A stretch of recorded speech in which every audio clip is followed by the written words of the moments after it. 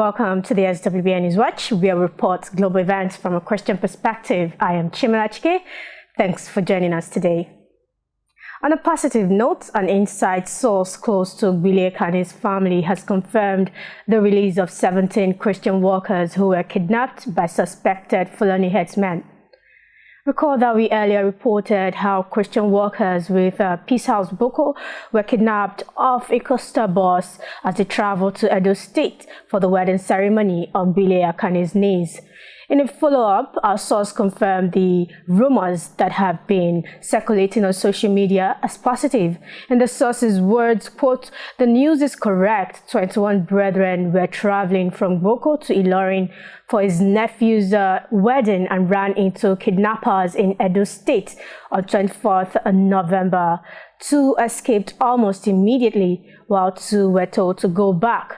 Thanks be to God, the remaining 17 were released 5 days later, intact," end of quote.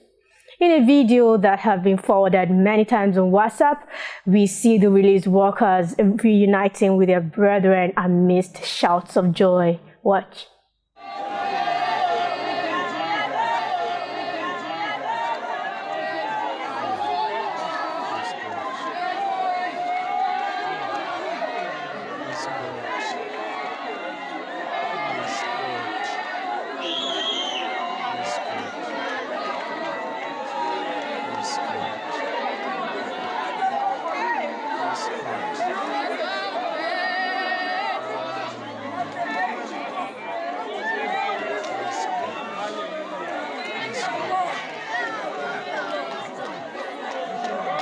Meanwhile, Moses Oludele Idowu reacted to this development in a feature story that appeared on the Church Times Nigeria. He gave some counsels, quote, "The number one thing every Christian must bear in mind is that we are now in the last days. Whether you believe it or not is not the issue. That is the truth. We are now in the last days of the last days. Human trafficking and insecurity will be one of the manifest features of the last days. Again, there is nothing you can do about this, but we can mitigate it and manage it. Even famine and plagues are coming and they must happen, but prayers can mitigate them. Therefore, it is time Christians realize what and where we have come and prepare accordingly," end of quote. What are your thoughts about this? How do you think Christians should prepare for this very last days? Let us know your thoughts in the comments. In a recent development, Fox News reported that a federal appeals court permanently blocked the Biden administration from requiring religious doctors and hospitals to perform transgender medical services that violate their conscience, becoming the second court to do so. Still quoting Fox News, the U.S. Court of Appeals for the 8th Circuit affirmed a lower court ruling in favor of the plaintiffs in Sisters of Mercy versus Becerra, a case concerning a coalition of Catholic groups who have challenged the Biden administration's attempt to invoke the Affordable Care Act to prohibit doctors and hospitals from discriminating against transgender patients. The Catholic groups, which include hospitals, a university, and nuns who run health clinics, say the Biden administration's rule violates their free exercise of religion. An August ruling from the 5th Circuit Court of Appeals similarly held that the federal government cannot force Christian medical organizations to perform abortions or gender transition surgeries under the Affordable Care Act. Meanwhile, Beckett's Law's Vice President and Senior Counsel Luke Goodrich applauded the decision, saying the federal government has no business forcing doctors to violate their consciences or perform controversial procedures that could permanently harm their patients. This is a common sense ruling that protects patients, aligns with best medical practice, and ensures doctors can follow their Hippocratic oath to do no harm.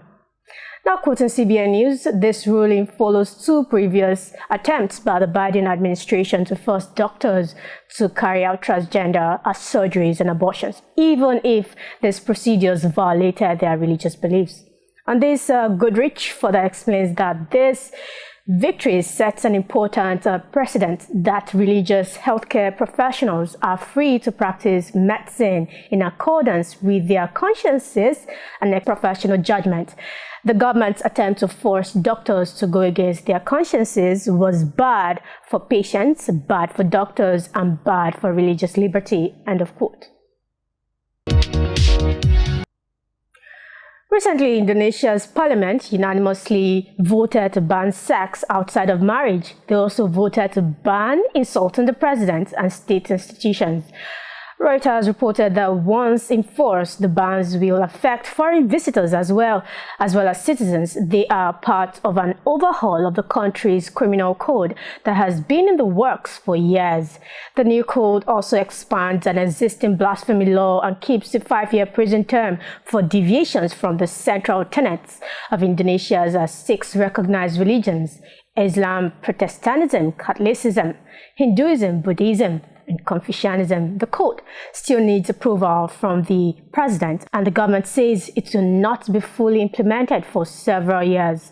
Still quoting Reuters, amended code says sex outside marriage is punishable by a year in jail and cohabitation by 6 months, but adultery charges must be based on police reports lodged by a spouse, parents, or children. Meanwhile, rights groups criticize some of the revisions as overly broad or vague and warn that adding them to the code could penalize normal activities and threaten freedom of expression and privacy rights. At this point, do you think it's okay for the government to legislate morality?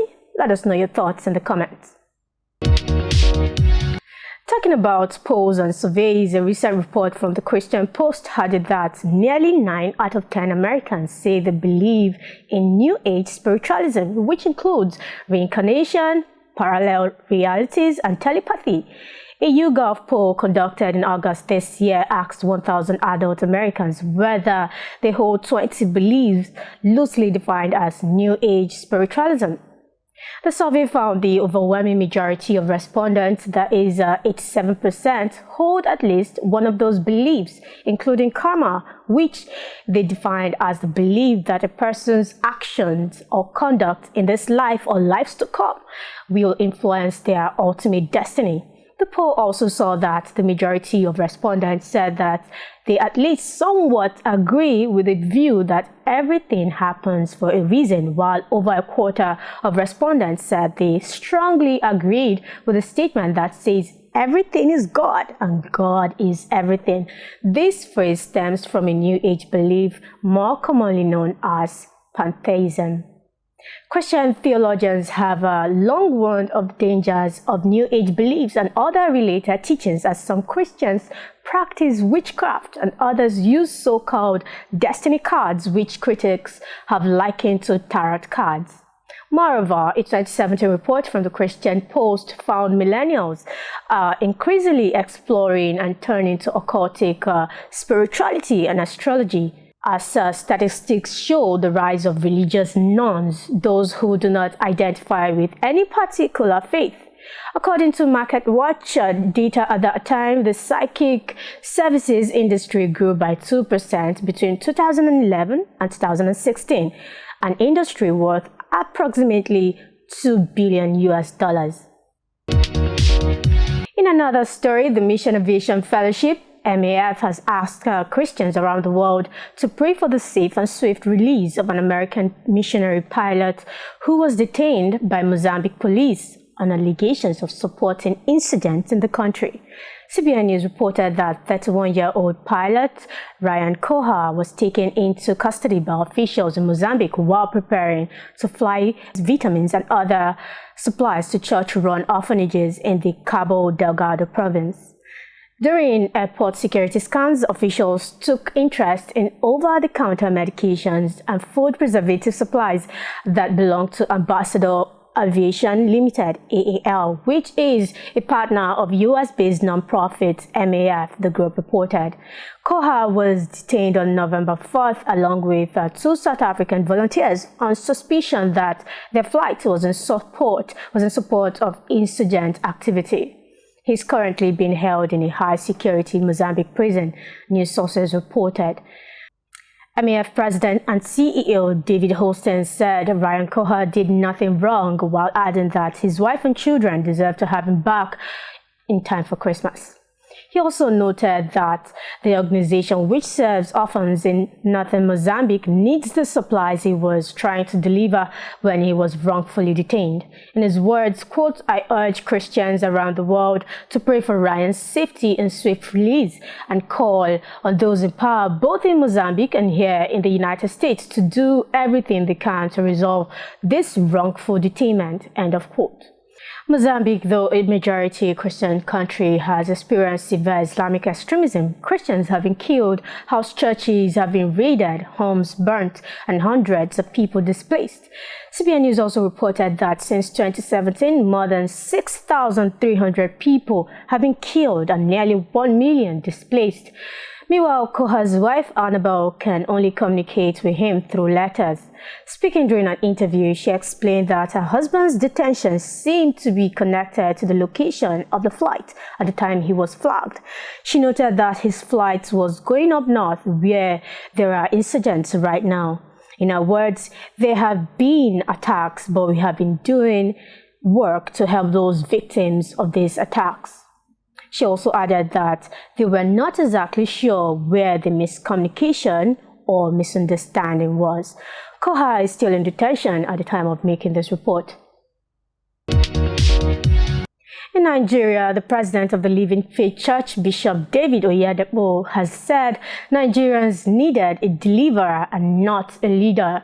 The cleric, during a sermon at the ongoing Shiloh program at the church's headquarters in Ota, Ogun State, lamented the current security and economic crisis, adding that he warned Nigerians in 2015 that the country was heading for trauma. The Punch newspaper reported that he urged the people to pray to God to send Nigeria a deliverer so people could have a rest of mind. He is reported to have said that the nation was heading for a crisis and trauma following the 2015 election that brought in President Muhammadu Buhari. He further added that, quote, "God does not require consensus to raise a prophet. I saw a nation going down the drain. I cried. There are many prophets of politicians who speak what they want to hear. I have been very silent. What we need now is not a leader, it is a deliverer. Almost nothing remains except the church that can be called a nation," end of quote. Punch newspaper reported that the presidential candidate of the Labour Party, Peter Obi, was also spotted at the night section of the Shiloh 2022 program that Thursday. And that will be all for this edition of the SWBN News Watch. Thank you so much for staying with us until this point in our broadcast. Till we meet next Thursday, 9 p.m., I remain Chimila Chike. Thanks for choosing SWBN TV. Stay tuned.